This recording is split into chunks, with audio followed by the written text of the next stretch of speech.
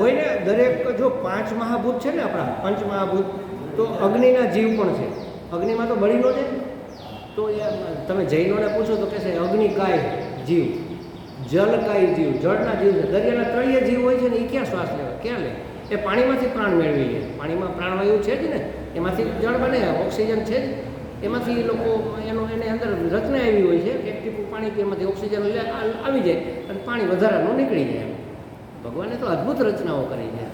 વાયુ કાંઈ, વાયુમાં તો છે જે તો આપણને ખબર છે, જર્મ્સ હોય અને એકબીજાને લાગી જાય. કોરોનાએ આપણને બધાને શીખડાવી દીધું. એટલે વાયુમાં છે, અગ્નિમાં છે, પૃથ્વીમાં છે, બધા જ 5 તત્વોમાં જીવ છે. બધામાં જીવ ભગવાને સર્જેલા છે. જ્યાં જેની જરૂર પડે ત્યાં સર્જેલા.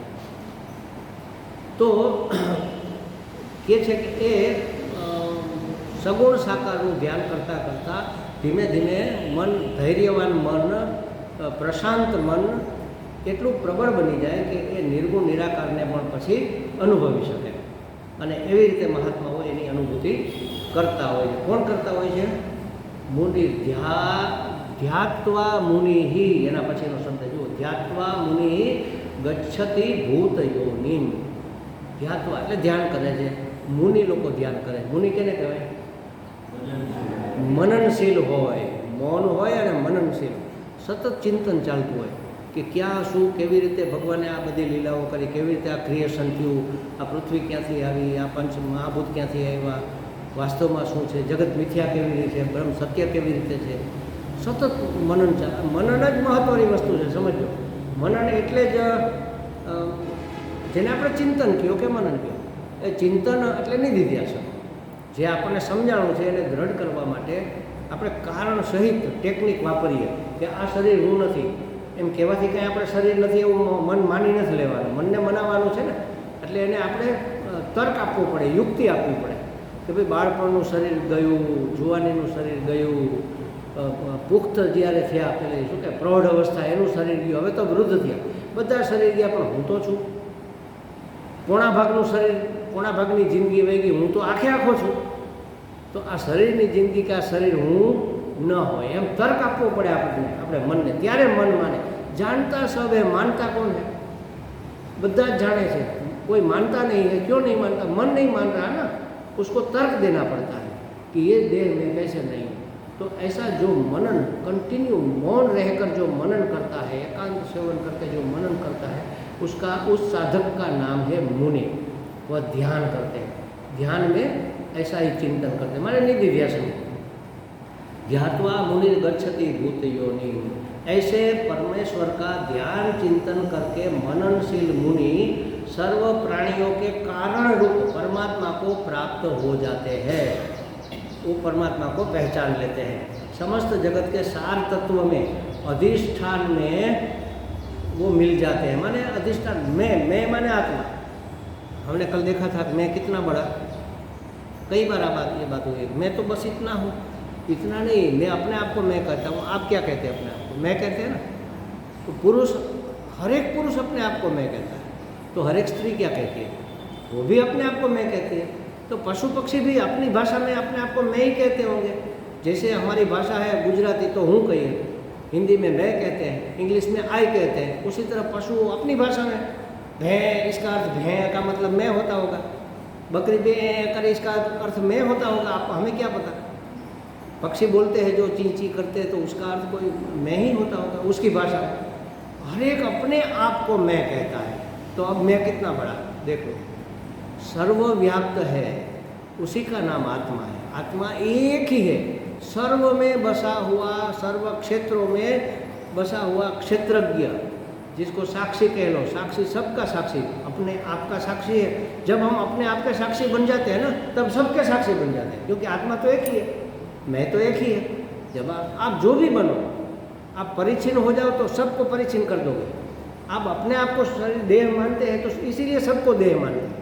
अपने आप को देह मानना छोड़ दो तो फिर आपको ये देह नहीं दिखेंगे. जो हम अपने आप को मानते हैं वो सबको मान लेते हैं, क्योंकि आत्मा तो एक ही है, सब में व्याप्त है. मैं जिस शरीर संघात को मैं मानता हूँ, तो फिर मैं आपको भगवान नहीं मान सकता. अरे आप तो गुरु जी को भी नहीं मान सकते ना भगवान. गुरु तत्व, इसलिए बीच में एक स्टेप दिया कि ये गुरु हमसे थोड़े ऊपर की कक्षा के, और भगवान से शायद समझ लो उसके बीच की एक कड़ी है, तो थोड़ा उसके प्रति हमारे दिल में थोड़ा सम्मान रहेगा। लेकिन जब तक हम अपने आप को देहादि संघात मानते हैं, देहादि संघात माने देह, इंद्रिया, मन, बुद्धि, चित्त, अहंकार, ये सब मिला हुआ जत्था, उसको कहते हैं देहादि संघात। तो देहादि संघात को जब तक हम मैं मानते हैं, तब तक सामने वाले किसी भी देह को हम परमात्मा नहीं मान पाएंगे। चाहे वो गाय भी हो, चाहे वो तुलसी का पौधा हो, चाहे वो वट वृक्ष हो। हम कहते हैं, जानते हैं, मानते नहीं। ये तुलसी माता जी है, तुलसी माँ, तुलसी माता जी है, ये तो देवी का रूप है, लेकिन हम जानते हैं कि ये तो पौधा है। हम जानते हैं कि ये वट वृक्ष, इसमें तो विष्णु भगवान का वास होता है, लेकिन मन में मानते हैं कि ये तो पेड़ है। गाय माता है, लेकिन उसको तो हम पशु मानते हैं ना। पशु बुद्धि से ही देखते हैं कि ये 4 पाँव वाला पशु भले पवित्र है, माता है, लेकिन है तो पशु। पशु नहीं है, पशु रूप में रहे हुए जो दिव्य चैतन्य है, उसको हम क्यों नहीं जान पाते? क्योंकि यहाँ पर हमने नहीं, यहाँ पर देहादि संघात। जो अपने आप को देह मानता है वह दूसरे को भी देह मानेगा। वो उसके देह से अंदर भीतर तक जाकर परम चैतन्य को, अनंत चैतन्य को नहीं पहचान पाएगा। तो इसके लिए क्या करना होगा? ध्यात्वा मुनि गच्छति, मुनि की तरह हमें भी ध्यान करना होगा, मनन करना होगा, चिंतन करना होगा कि कैसे मैं देह नहीं हूँ और कैसे ये सब भी परमात्मा है। ये जो दिख रहा है वो तो रूप है, लेकिन स्वरूप क्या है? स्वरूप तो चैतन्य है, और चैतन्य कैसा है? अनंत चैतन्य। सत्यम ज्ञानम अनंतम ब्रह्म। ब्रह्म कैसा कहा? अनंत, जिसका कोई अंत ही नहीं है। तो अंत समय में होता है ना, कि भाई इस समय जन्मा, इस समय इसका अंत हो गया। तो समय से पर, सर्वव्याप्त माने स्थान से भी पर। स्थान की कोई मर्यादा नहीं, समय की कोई मर्यादा नहीं, और वस्तु से भी पर। अज्ञान की, ज्ञान की कोई, सर्वज्ञ। भगवान कैसे हैं? सर्वज्ञ, सर्वशक्तिमान, सर्वव्यापक और अनंत। तो ये सब गुण सच्चित आनंद में आ जाता है। तो हमें हर एक व्यक्ति, वस्तु, पदार्थ में अस्थिभाति प्रिय देखना चाहिए कि ये है, इसको हम इतना तो महत्व देना ही पड़ेगा। इसका होनापन हम इनकार नहीं कर सकते। तो ये होनापन, होना अस्थि, अस्थि माने सत्य, तो सत्य तो परमात्मा का गुण है। तो इसका जो सत्यपना है ना, उसका होनापन, बस इतना अंश परमात्मा का है। कैसे पता चला? तो अभिव्यक्त हो रहा है, उसका बोध हो रहा है, इसका हमें पता चल रहा है। उसको भी पता है कि मैं हूँ, मैं अपने आप को जानता हूँ, मैं दूसरे को भी जानता हूँ। तो बोध स्वरूप हूँ। तो चित्त, अस्थि भाति माने चित्त। अब आनंद को ढूंढना है, तो आनंद के लिए तो इधर से उधर भागे जा रहे हैं। और क्या हमें चाहिए? सुख ही तो चाहिए ना। हर एक प्रवृत्ति हमारी किस लिए है? सुख के लिए है। बस ऐसे चिंतन करके मुनि उसका ध्यान करते हैं। समस्त क्या कहा? ध्यात्वा मुनि गच्छति भूत योनि। तो परमेश्वर का ध्यान चिंतन करके मननशील मुनि उसको प्राप्त कर लेते हैं। समस्त जगत के सार तत्व में, समस्त जगत के अधिष्ठान में वह अपने आप को स्थापित कर देते हैं। और यह अधिष्ठान कौन है? मैं। ब्रह्म कौन है? मैं ही ब्रह्म हूँ ना। अहम ब्रह्मास्मि, मैं ही ब्रह्म रूप में हर जगह व्याप्त है। लेकिन मैंने अपने आप को जब तक ये शरीर माना है, तब तक मैं ब्रह्म हो नहीं सकता। मिथ्या को मैं मानेंगे तो सत्य को कैसे स्वीकार करेंगे? दोनों को सेपरेट करना पड़ेगा ना, उसको अलग करना पड़ेगा। इसका नाम है विवेक। जब विवेक करेंगे तब पता चलेगा कि सत्य है, उसके लिए हमारा प्रेम है, मिथ्या तो मिथ्या ही है, वो अपने आप छूट जाएगा, वैराग्य अपने आप हो जाएगा, करना नहीं पड़ेगा। जो मिथ्या है उसको लेकर क्या करेंगे? स्वप्न में लॉटरी लगी, अब सुबह में उठकर माथा पीटेंगे कि अरे 1 करोड़ रुपया हमारा गया, बड़ी मुश्किल से लॉटरी लगी थी, करेंगे क्या? हम जानते हैं वो तो मिथ्या था। पर उसी तरह ये संसार और सांसारिक तमाम परिस्थिति, तमाम व्यक्ति, वस्तु, पदार्थ स्वप्नवत है। ऐसे मिथ्या नहीं, ऐसा नहीं, लेकिन जो जहाँ जैसा अनुभव में आ रहा है वो वहाँ वैसा नहीं है। हमें सांप अनुभव में आ रहा है, वो वहाँ सांप नहीं है, कुछ है, अधिष्ठान रूप में रज्जु है, लेकिन हमें सांप दिख रहा है। तो सांप मिथ्या है, रज्जु सत्य है। नाम रूप मिथ्या है, अस्थि भाति प्रिय जो है वो सत्य है। ये जगत मिथ्या जो दिख रहा है, लेकिन जगत के रूप में जो दिख रहा है वो परमात्मा, वो सत्य है, वो मिथ्या नहीं है। तो इस तरह से हमें विवेक करके सत्य तक या कह लो चैतन्य, अनंत चैतन्य तक हमें पहुंचना है, उसमें स्थापित हो जाना है। फिर उसके हम अपने शरीर के साक्षी बनेंगे तो सर्व साक्षी बन जाएंगे। इसलिए आगे कहा समस्त साक्षी तमसा परस्ता, वो सब का साक्षी बन जाए, समस्त साक्षी। जब अपना साक्षी बन गया तो सबका, क्योंकि मैं तो हर जगह व्याप्त है। मैं साक्षी बन गया माने हर एक का मैं साक्षी बन गया ना। मैं अलग अलग नहीं है, एक ही मैं। आकाश अलग है, इस हॉल में और कमरे में अलग अलग आकाश है, और बाहर आकाश अलग है, एक ही आकाश है।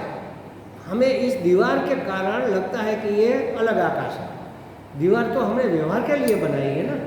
तो जब दीवार हट जाएगी, या तो यहाँ से हटाओ या वास्तव में हटा दो, तो आकाश आकाश ही है, उसको कहीं आना जाना है नहीं। घटाकाश महाकाश बन जाएगा, बन जाएगा तो था ही, समझ में आ जाएगा। करे मैं तो महाकाश हूँ, घटाकाश को समझ में आ जाएगा। उसी तरह इस घट में, हम कहते हैं घट घट में राम, इसको भी घट कहते हैं। इस घट के अंदर जो राम बैठा है, जो चैतन्य बैठा है, इस घट को मिथ्या कर देंगे। इसको मिटाना नहीं है, इसको मिथ्या समझ लेंगे कि अरे ये तो व्यवहार है, नाम रूप तो मिथ्या है। तो जो सत्य राम बैठा है वो सब में व्याप्त है। कबीरदास कहते हैं एक राम दशरथ का बेटा, एक राम घट घट में लेटा, हर एक में एक राम का ये सब पसारा, और एक राम सबसे न्यारा। ये जो सबसे न्यारा वो निर्गुण निराकार, सबका पसारा माने सृष्टि रूप में बना जो भगवान वही। और घट घट में बैठा माने अंतरात्मा, जीवात्मा। जीवात्मा एक राम दशरथ का बेटा, एक जीवात्मा भी राम है, आत्मा राम जिसको हम कहते हैं। एक राम सबके अंदर लेटा, सब ने जिसने सब रूप लिया है, और एक राम सबसे न्यारा। वास्तव में वही राम घट घट में आया, वही राम आत्मा राम बना, और वही राम दशरथ का बेटा। हमारी पकड़ में आया, इसलिए उन्होंने नीचे नीचे नीचे एक स्टेप नीचे आया। सबसे पहले न्यारा था, फिर सब पसारा, सबके अंदर व्याप्त हुआ, फिर भी हम नहीं पकड़ पाए तो घट घट में आया, हमारे अंदर भी आया, फिर भी हम नहीं पकड़ पाए तो दशरथ का बेटा बना दिया। क्या अच्छा चलो इसको तो पकड़ो कम से कम, इसको तो राम राम करो, धनुष बाण वाले इसका तो ध्यान करो, उसका करोगे तो पता चलेगा अरे ये तो आत्म राम है, तो ये तो हमारे अंदर भी है। अरे हमारे अंदर है तो सबके अंदर है, घट घट में हो गया। और सबके अंदर है वो तो सबसे न्यारा है, ये तो दिखता मात्र है, वास्तव में तो सर्वव्याप्त आकाश की तरह है, हर जगह व्याप्त है। तो एक राम दशरथ का बेटा, एक राम घट घट में बैठा, एक राम का सब पसारा, और एक राम सबसे न्यारा। तो इस तरह से परमात्मा को तक पहुंचने के लिए स्टेप्स दिए जाते हैं। ये कबीरदास जी ने ऐसा कुछ कहा था।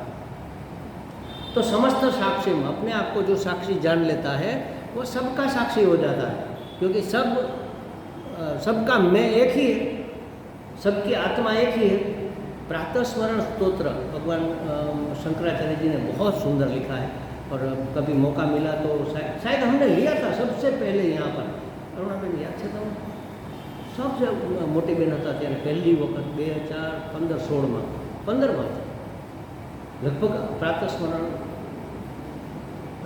लिया था या शिव संकल्प लिया था, कदा शिव संकल्प लिया होगा। हाँ, तो प्रातः स्मरण तो बहुत सुंदर, तीन चार श्लोक ही है, लेकिन बहुत सुंदर है।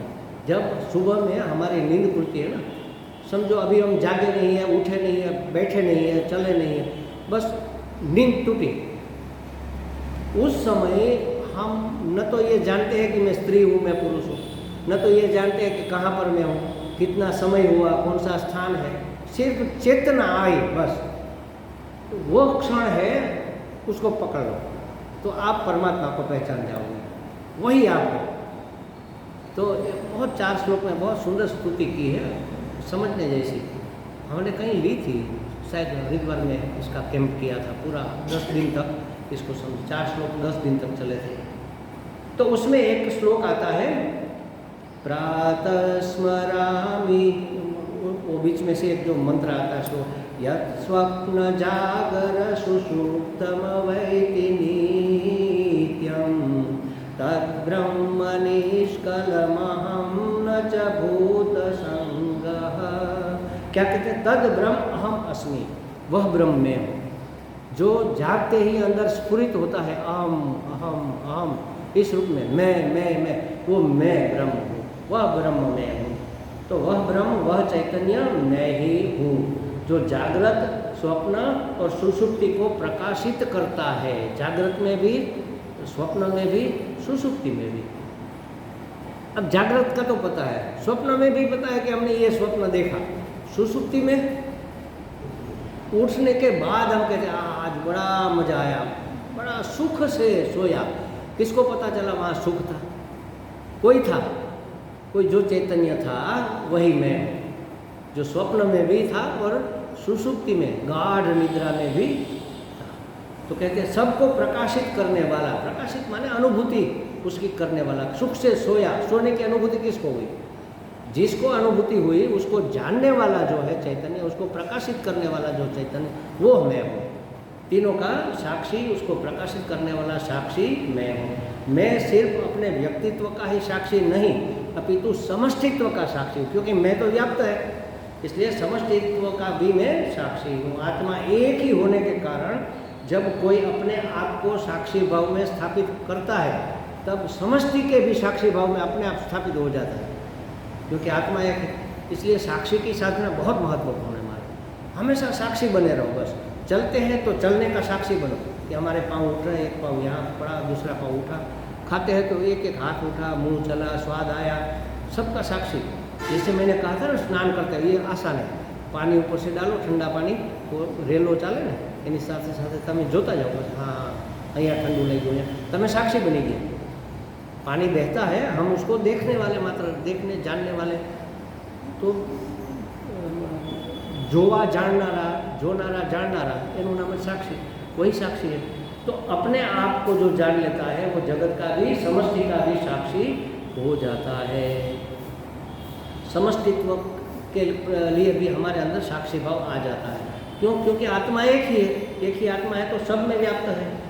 तब जगत समग्र के लिए भी साक्षी भाव को वह प्राप्त कर लेता है। आत्मा का दर्शन होते ही वह जगदात्मा, परमात्मा, उसका भी दर्शन कर लेता है। अपनी आत्मा का दर्शन कर लिया तो परम आत्मा, परमात्मा, जगदात्मा, सबके दर्शन हो गए, क्योंकि आत्मा एक ही है, मैं एक ही है। तो इस स्थूल सूक्ष्म देह से तादात्म्य नष्ट होने के बाद समग्र स्थूल सूक्ष्म, ये तो जगत का भाग है। संसार जगत का अर्थ ही यही होता है। ज माने जन्मना, गत माने जाना, जन्मा और मरा, समझो, पैदा हुआ और मिटा। जब से जन्म हुआ तब से हम मिट रहे हैं महाराज। समझो कि 50 वर्ष की, या 50 थोड़ा कम लगेगा, 80 साल की आयु है, समझ लो हम सबकी 80 साल की आयु है। तो बर्थडे आएगा तो हम खुश होंगे ना, हम इतने बड़े हो गए, बड़े नहीं हुए, इतने छोटे हो गए। 80 में से 70 गए, अब तो 10 ही बचे। पता चला क्या मैं कह रहा हूँ? मतलब जन्म से लेकर मृत्यु पर्यंत हम मिट ही रहे हैं, बन नहीं रहे। जन्म हुआ, एक दिन हुआ तो एक दिन मिट गया। हम 1 साल के हुए तो हमारी ज़िंदगी का 1 साल मिट गया। हम 1 साल के मिट गए, 1 साल के बड़े नहीं हुए, 1 साल के कम हो गए। तो उसी तरह हमेशा क्षीण होता जाता है, रिसता जाता है। जैसे टांकी में पानी भरा है, छेद कर दो तो पानी निकलता जाता है, निकलता जाता है, निकलता है। बस उसी तरह हमारा जीवन बहता जाता है। 1 साल कम हो गया, इस तरह से सोचना चाहिए। स्थूल सूक्ष्म जगत से भी तादात्म्य नष्ट हो जाता है, तब आत्मा में स्थिति हमारी हो जाती है। और आत्मा में स्थिति होती है तो परमात्मा में भी स्थिति हो जाती है। यह आत्मा समग्र अज्ञान से पर, तमसः परस्तात्, बद्धा, तमस माने अज्ञान, अज्ञान माने अंधकार, अंधकार से, क्योंकि ज्ञान तो प्रकाश स्वरूप है, अज्ञान अंधकार स्वरूप है। जहाँ अंधकार हटाने के लिए क्या करना पड़ेगा? कुछ नहीं, सिर्फ प्रकाश करो, अंधकार अपने आप चला जाएगा। उसको फावड़ा लेकर निकालना नहीं पड़ेगा, या बाल्टी भर भर के उलझ दो, बाहर निकाल दो, ऐसा नहीं करना, अपने आप मिट जाएगा। अब देखो, जिसे हम अपनी आत्मा कहते हैं वही सर्व प्राणी, पदार्थ, देव, दानव, मानव सब की आत्मा है, माने सर्वात्मा है। एक शब्द आता है सर्वात्मा, उसका अर्थ ही यही है कि वो सबकी आत्मा है। मनुष्य की, पशु की, पक्षी की, स्त्री की, पुरुष की, देव की, दानव की, मानव की, सब की, जीव जंतु, कीट पतंग, सब की एक ही आत्मा है। इसलिए उसका एक नाम है सर्वात्मा। सर्वात्मा कहने से सब आ गया। जिसे हम ईश्वर कहते हैं और जिसे हम मैं कहते हैं, ये दोनों अलग अलग नहीं है। इस व्यष्टि में, व्यष्टि माने व्यक्ति, इस व्यष्टि में अभिव्यक्त चैतन्य का नाम मैं हमने कह दिया और समष्टि में अभिव्यक्त चैतन्य का नाम हमने ईश्वर रख दिया। इस कमरे में जो अभिव्यक्त आकाश है इसका नाम हमने मठाकाश कर दिया और बाहर जो खुला है उसको महाकाश कह दिया। आकाश में फर्क है क्या? आकाश का टुकड़ा हुआ नहीं। तो मैं और ईश्वर एक ही है। जब तक नहीं जानते तब तक भगवान भगवान भगवान भगवान, ठीक है। जानने के लिए, ये सब मिटाने के लिए उसकी कृपा चाहिए हमें, क्योंकि वह ईशनशील है। हम माया के प्रभाव में हैं और उसके लिए माया उसकी दासी है, मतलब उसका इंस्ट्रूमेंट है। वो मायापति है और हम माया अधीन है, माया के अधीन है। माया हमें अविद्या माया और वह है विद्या माया, बस इतना फर्क है। तो कहते हैं कि मैं और ईश्वर में कोई भेद नहीं, उन दोनों में वास्तव में कोई भेद नहीं है। मैं एक ही है, इसलिए समझ में आ जाता है कि सबका मैं एक ही है। तो ईश्वर जिसको समष्टि चैतन्य, उसी का नाम ईश्वर है। तो अलग कैसे हुआ? एक ही हुआ। मैं सर्व का आत्मा है तब आत्मज्ञान हुआ माना जाएगा। ऐसा जब हमें लगे कि मैं सब का आत्मा हूँ, तब समझना कि अब आत्मज्ञान हो गया। आगे का एक मंत्र सिर्फ पढ़ लेते हैं, समझेंगे कल। हूँ बोला हूँ, बोल सको तो स ब्रह्मा स शिवः सेन्द्रः सोऽक्षर परमस्वराट् स एव विष्णु स प्राणः स कालोऽग्नि स चंद्रमाः।